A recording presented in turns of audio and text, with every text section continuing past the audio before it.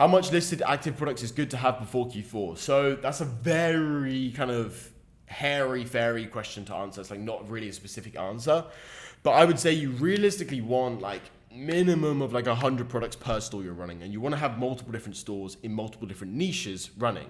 So you want to have, say, one store in jewelry, one store in a different niche kind of thing. You want to have things spread out because certain niches will pop a lot more in Q4 than other niches. Like if you're selling gardening stuff, Q4, winter, that's not really going to do well. No one's caring about their garden in winter.